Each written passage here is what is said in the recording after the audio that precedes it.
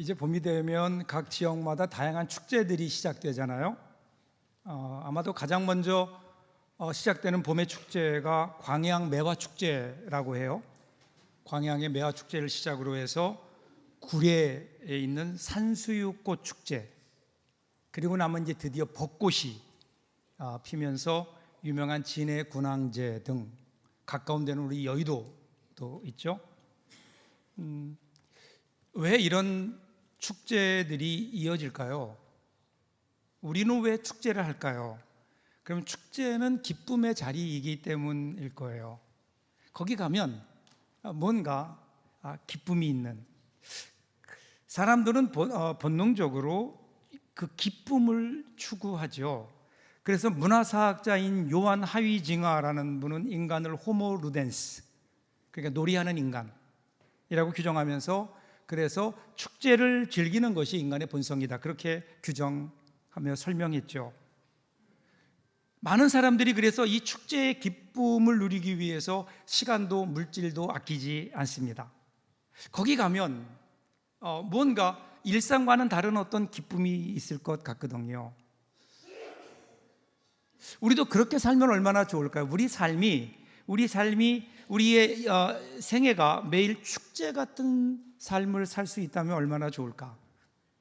그럼 그 축제가 되려면 뭐가 중요할까요? 정말 축제가 기쁨의 자리가 되기 위해서 가장 중요한 게 뭘까요? 그것은 사람입니다.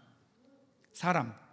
축제의 중심에는요, 사람이 있어요. 거기에 아무리 아름다운 꽃이 있다 하더라도, 그리고 거기에 또 아주 맛있는 음식들이 즐비하게 있더라도 함께하는 사람들이 없다면, 그럼 여러분 그 축제는 더 이상 축제가 아니죠.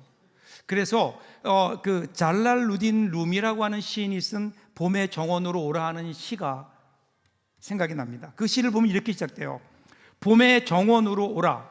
이곳에 꽃과 술과 촛불이 있으니 만일 당신이 오지 않는다면 이것들이 무슨 의미가 있는가? 그러면 이 시인이요, 지금 아주 생명의 잔치, 봄의 잔치가 벌어지고 있어요. 그 봄의 정원을 얘기하면서 거기에 사람을 초대하는 거예요. 당신을 부르고 있어요. 왜냐하면 이 잔치의 완성은, 이 봄의 정원의 완성은 당신이 여기 올 때 이루어지기 때문이다 라는 거예요. 당신이 오지 않는다면 이 봄의 축제가, 이 봄의 정원이 무슨 의미가 있겠는가? 그런데 여러분, 이 시의 마지막 연을 보시면요, 또 다른 반전이 숨어 있어요. 이렇게 그 마지막 연이 나오는데요. 그리고 만일 당신이 온다면 이것들이 또한 무슨 의미가 있는가? 당신이 안 온다면 여기 있는 이 잔치가, 이 축제가 아무 소용이 없는데, 그런데 당신이 온다면 이것들이 또 무슨 의미가 있겠느냐는 거예요. 그러니까 당신이 훨씬 더 의미가 있다는 거죠. 봄의 정원보다 사람이 훨씬 중요하고 그게 더 크고 기쁨이 된다는 거죠. 그러니까 잔치는 먹고 마시는 게 아니에요. 사람이 함께 해야 됩니다.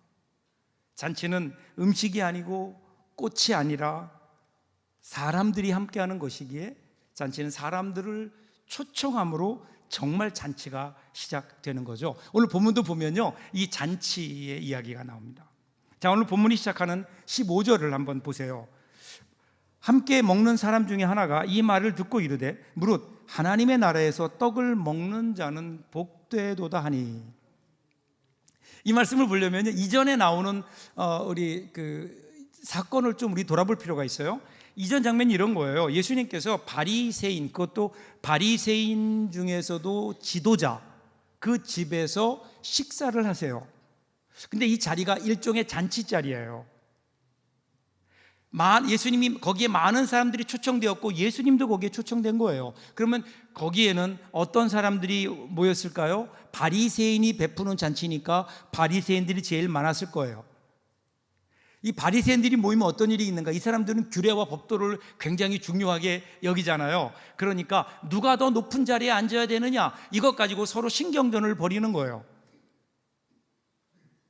이것을 보신 예수님께서 아마도 혀를 차시며 이렇게 말씀하셨어요. 13절 14절이에요 바로 위에 올라가면 15절 전이죠. 잔치를 베풀거든 차라리 가난한 자들과 몸 불편한 자들과 저는 자들과 맹인들을 청하라. 그리하면 그들이 갚을 것이 없으므로 너에게 복이 되리니 이는 의인들의 부활 시에 내가 갚음을 받겠음이라 하시더라. 그러니까 예수님께서 진짜 잔치를 말씀하시는 거예요. 야, 그냥 잔치라고 하는 것은, 진정한 어떤 축제는 같은 부류끼리 같은 사람들이 모여서 먹고 놀고 즐기는 게 아니다라는 거예요. 진짜 잔치는 갚을 것이 없는 사람들, 가난하고 외로운 사람들과 함께 하는 것이 진짜 잔치다. 그리고 만일에 너희들이 그렇게 갚을 것이 없는 사람들에게 베푼다면 하나님께서 갚아주실 것이다. 이렇게 주님이 말씀하세요. 여러분, 그러니까 분위기가 어떻겠어요? 다 잔치자리로 모였는데 예수님이 야, 이거는 잔치가 아니야. 그러니까 이 얘기를 들은 그 중에 한 사람이 이 분위기를 좀 화해시키려는 분위기로요. 그 분위기 때문에 분위기를 환기시키면서 이런 얘기한 거예요. 하나님의 나라에서 떡을 먹는 자는 복이 있습니다. 그러면서 얼마나 좋습니까? 이렇게 하나님의 백성들이 모여서 함께 먹고 마시고 즐거워하니 얼마나 좋습니까? 그리고 여기 있는 바리새인들, 우리들이 결국은 나중에 하나님 나라 잔치에 우리가 참여할 것 아닙니까? 이 이야기예요. 그러니까 여기에 대해서 예수님께서 비유를 말씀하시는 거예요. 이 비유 어떻게 시작됩니까? 16절, 17절 보세요. 이르시되 어떤 사람이 큰 잔치를 베풀고 많은 사람을 청하였더니 잔치할 시각에 그 청하였던 자들에게 종을 보내어 이르되 오소서 모든 것이 준비되었나이다 하매. 예수님 당시에 이 잔치에 사람들을 초대하는 방식이 오늘 우리의 모습과는 좀 달랐어요. 잔치를 베풀기 전에, 잔치를 준비하기 전에 미리 초대를 해요. 그리고 나서 잔치가 준비되면 다시 초대를 하는, 그러니까 두 번에 걸쳐서 초대를 하는 것이 그 당시의 관례였어요. 그러니까 여기 나오는 청하였던 자들에게 라는 것은 첫 번째 초대예요. 그리고 이제 잔치가 준비된 다음에 종을 보내어 이르되 라고 하는 것은 두 번째 초대를 의미합니다. 잔치는 사람들을 청함으로 시작되는 거예요. 근데 여러분, 이 초청이 은혜예요. 여러분, 여기 만일에 이 잔치를 벌려놓고 나를 초청하지 않았다 그래도 할 말 없잖아요. 그것은 내가 가고 싶어 가는 게 아니에요. 청함이 있어야 가는 거예요. 그래서 이것은 은혜예요. 은혜. 여러분, 우리 구원이 그렇지 않나요? 우리 신앙의 출발이 어디예요? 하나님의 부르심이잖아요. 내가 원하고 내가 결단해서 시작되는 게 아니에요. 우리가 하나님께 우리의 의지로 나가는 것 아니라 먼저 하나님께서 우리 가운데 인간의 몸을 입고 오셔서 십자가에 죽어주심으로 구원의 문을 여시고 거기에 생명의 잔치를 벌리셨어요. 그리고 그 생명의 잔치에 우리를 초대하는 거예요. 여기에 참여하는 자들마다 십자가의 생명을 누릴 수 있고 함께 할 수 있는 거죠. 그래서 여러분, 복음 중에 복음이 뭐예요? 요한복음 3장 16절 아니에요? 하나님이 세상을 이처럼 사랑하사, 그 다음에 뭐죠? 이는 저를 믿는 자마다 멸망치 않고 영생을 얻게 하려 하심이라. 이게 복음이잖아요. 이 부르심, 주님이 우리 가운데 오셔서 잔치를 만드시고 우리를 부르셨어요. 그래서 여러분, 그 부르심에 응답하며 나온 사람들이 우리들 아니에요? 그래서 우리는 이 은혜로 말미암아 하나님께 감사하며. 그런데 문제가 생겼어요. 그 중에 어떤 사람들이 핑계를 대며 초대에 응하지 않는 거예요. 18절부터 20절을 보세요. 다 일치하게 사양하여 한 사람은 이르되 나는 밭을 샀음에 아무래도 나가 보아야 하겠으니 청컨대 나를 양해하도록 하라 하고, 또 한 사람은 이르되 나는 소 5겨리를 샀음에 시험하러 가니 청컨대 나를 양해하도록 하라 하고, 또 한 사람은 이르되 나는 장가 들었으니 그러므로 가지 못하겠노라 하는지라. 세 종류의 사람이 등장해요. 첫 번째가 뭐죠? 밭을 산 사람. 이 사람은요, 자기 소유에 집착하는 사람이에요. 그러니까 자기 재산을 불리는데 온통 마음을 빼앗겼어요. 그래서 다른 여유가 없어요. 잔치에 참여, 다른 사람의 잔치에 참여하려는 여유가 없는 사람. 이런 사람은요, 모든 것을 이익과 손해로 판단해요. 신앙조차도, 예수를 믿는 것조차도 내가 예수를 믿음으로 나에게 어떤 이익이 있는가를 계산하면서 살아가는 사람. 그러다 보니까 하나님과 이웃의 초대에 참여하는 것을 시간 낭비 정도로 여기는. 두 번째는 소를 산 사람이에요. 소를 5겨리를 샀다. 5겨리는 10마리예요. 소를 샀기에 시험하러 가는 길이다 이러면 초대에 응하지 않는 거예요. 그러면 이 사람은요, 인생의 의미가 일에 있어요. 일이 없으면 불안해요. 이 사람은 끊임없이 일을 만들어내요. 그리고 자기가 만들어낸 그 일을 처리하느라고 여유가 없어요. 그래서 하나님과 이웃의 초대를 무시해요. 외면하며 살아갑니다. 마지막 세 번째는 장가든 사람이에요. 장가를 들어서 아내를 맞이했기 때문에 나는 잔치에 갈 수 없습니다라고 핑계를 대요. 여러분, 이 장가든 사람에게 주는 특혜가 있어요. 신명기 24장 5절에 보면 새로 결혼하면 군대에 가는 것도 면제해줘요.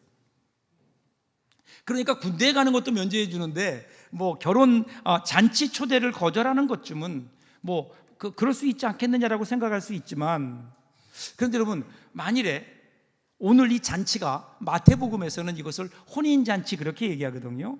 혼인잔치라면 한번 생각해 보세요. 자기도 얼마 전에 결혼했잖아요. 그럼 자기도 결혼했으면 혼인잔치 했을 거 아니에요? 그러면 그 혼인잔치에 사람들이 많이 왔겠죠. 와서 축하해 줌으로 기쁨 가운데 잔치를 끝낼 수 있었잖아요. 그래서 결혼했잖아요. 그리고 이제 다른 사람의 혼인잔치란 말이에요.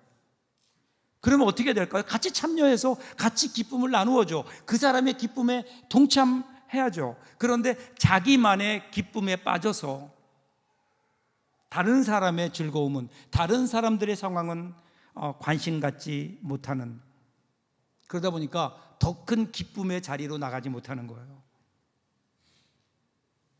오늘 우리 어떨까요? 오늘 혹시 우리도 이런 모습 아닐까요? 우리도 이런 초대를 그냥 성가신 의무로 여겨서 온갖 핑계로 우리들이 그것들을 거절할 때가 많아요. 다른 사람과의 만남이 초래할 불편함, 어색함, 그러다 보니까 어울려 사는 기쁨을 거절해버리는, 다른 사람들의 요구에 응답하는 능력이 없어진 영적 자폐증을 가지고 살아가는 이 현대인의 모습, 오늘 우리들의 모습이 아닐까요? 다른 사람은 바라보지 못한 채 그냥 나만의 문제에 내 세계 속에 빠져서 나만을 바라보는, 그래서 생명을 살리는 잔치, 평화를 짓는 잔치, 무너졌던 공동체를 회복하는 잔치, 이런 잔치 자리가 벌어지고 있는데, 그런데 우리는 각자 나만의 일에 바빠서 거기에 몰두한 나머지 그 잔치 자리를, 그 초청을 우리가 못 들은 척 외면하고 있는 거 아닐까? 오늘 우리의 모습은 어떨까요? 자, 이에 주인이 이들의 거절을 들으면서 분노합니다. 그래서 종에게 이렇게 얘기해요. 21절 보세요. 빨리 시내의 거리와 골목으로 나가서 가난한 자들과 몸 불편한 자들과 맹인들과 저는 자들을 데려오라. 주인은 그렇다 사람이 오지 않는다고 해서 이 잔치를 포기하거나 취소하지 않아요. 오히려 종들에게 명령해서 그들이 안 오면 시내의 거리로 나가서 가난한 사람들, 몸 불편한 사람들, 그리고 보지 못하는 사람들, 저는 자들 다 데려와라, 이렇게 명령하는 거예요. 이 사람들이 어떤 사람이에요? 아까 처음에 13절에서 언급했던 갚을 것이 없는 사람들이에요. 그들은 이스라엘 사회에서 버림받은 유대인들이었고, 그들은 철저하게 소외되어서 살아갔던, 그래서 공적인 자리에 쉽게 나올 수 없는 사람들이었어요. 그런데 그 사람들에게도 초청이 주어진 거라고요. 그러면 그 사람들은 어떻게 했을까요? 감사했을 거라고요. 잔치에 참여하게 된 그 자체만 해도, 내가 초청받았다는 것만 해도 감사함으로 그들은 그 자리에 나왔을 거예요. 그리고 22절 보세요. 종이 이르되 주인이여 명하신 대로 하였으되 아직도 자리가 있나이다. 아직도 자리가 있어요. 그 자리가 채워지지 않고 있는 거예요. 다른 사람들을 다 초청했는데 그 자리가 채워지지 않아요. 그럼에도 불구하고 잔치는 열려야 돼요. 그래서 주인은 이제 다시 명령해요. 더 멀리 나가라. 더 멀리 나가서 사람들을 불러와라. 23절이에요. 주인이 종에게 이르되 길과 산 울타리가로 나가서 사람을 강권하여 데려다가 내 집을 채우라. 여기 나오는 길과 산 울타리가로 나간다는 것은 성 밖으로 나가는 거예요. 나가서 이제는 이스라엘 백성이 아닌 이스라엘 백성의 보더를 넘어서, 경계선을 넘어서 그 너머에 있는 사람이라도 아무나 이방인도 좋다. 이제 그들을 데려와서 자리를 채워라. 이 은혜가 넓어져요. 이제 은혜로 초대되는데 모든 사람이 초대되고 있어요. 여러분, 오늘 이 주인의 이 초청, 이 초대를 보면서 우리 하나님이 우리를 부르신 모습이 그대로 나타나 있는 것 같아요. 하나님이 우리를 그렇게 부르시지 않았나요? 여러분, 하나님이 우리를 몇 번이나 부르셨을까요? 여러분은 몇 번 하나님의 부르심을 듣고 이 자리에 나왔나요? 하나님이 우리를 한 번 딱 부르셔서 그 한 번에 우리가 딱 응답해서 여기에 왔을까요?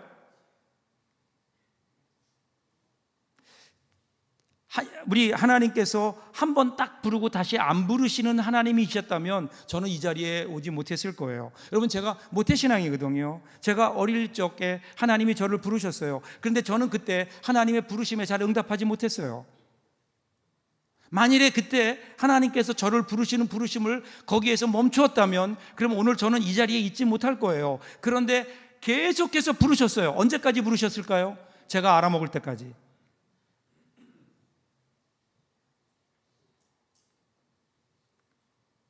그러면 이제 저의 부르심은 끝난 걸까요? 아니에요. 하나님은 지금도 저를 부르세요. 지금도 저를 부르세요. 하나님이 부르셔서 내가 있기를 원하는 그 자리에 계속해서 부르세요. 내가 있어야 할 자리, 그리고 그 내가 있어야 할 자리의 마지막은 어딜까요? 하나님 나라. 그때까지 하나님은 계속해서 우리를 부르신 거예요. 저만 그랬을까요? 여러분은 하나님이 몇 번 부르셨어요? 수없이 불렀을 거예요. 오늘 우리가 여기에 있는 것 우연이 아니에요. 이 하나님의 부르심의 결과가 아닐까요? 그리고 지금도 우리를 부르세요.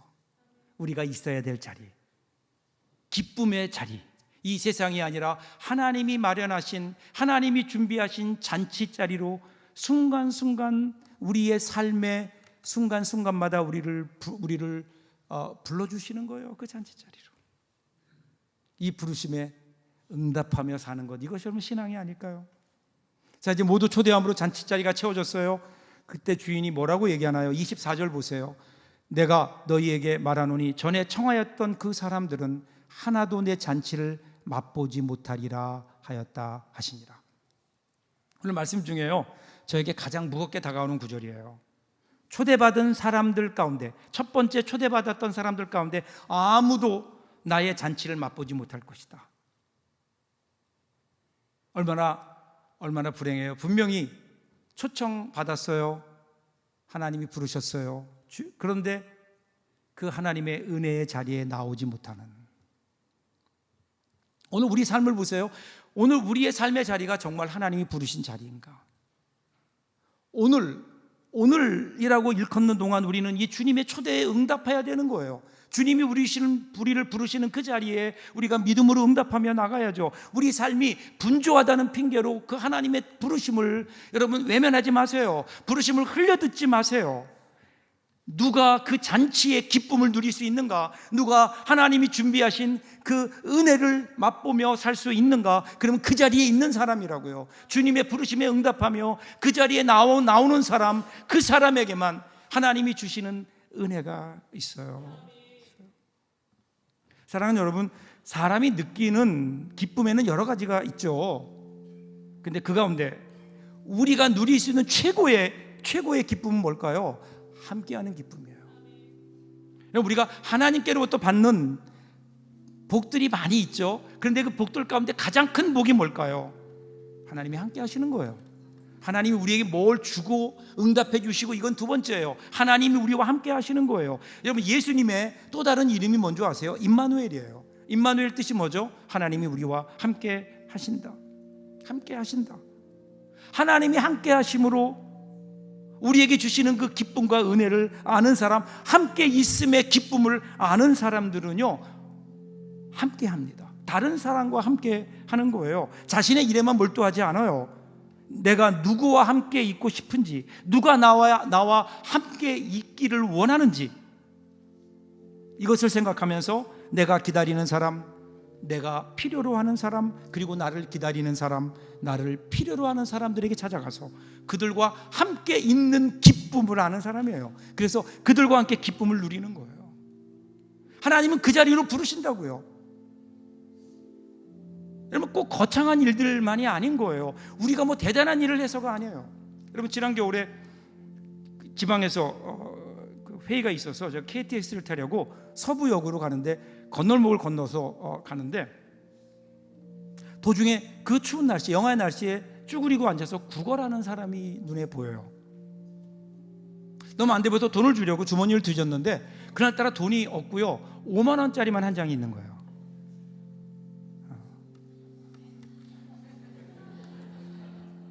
줄까 말까 망설이다가 아무래도 이건 너무 많은 것 같아서 그냥 지나쳤어요.